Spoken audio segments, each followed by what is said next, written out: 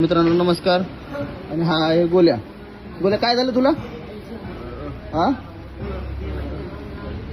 तर मित्रांनो गोल्याची अवस्था बघा काय झाली.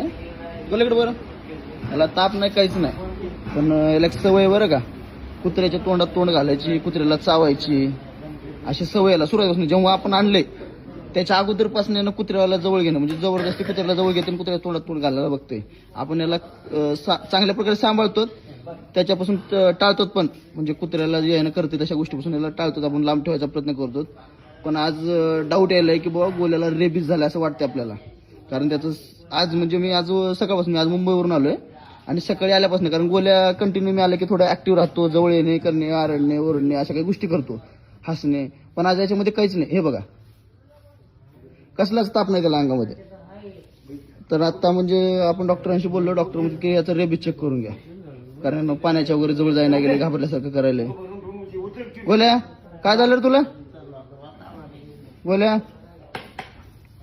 ए गोल्या, गोल्या काय झालं? डोकं दुखायला, असं डोकं धरायला कंटिन्यू, काय जास्त बोलत नाही काय. इकडे बघ गोल्या, चल रे गोल्या उठ जरा, इकडे उठ, उठ इकडं. आता याची अवस्था बघा फक्त.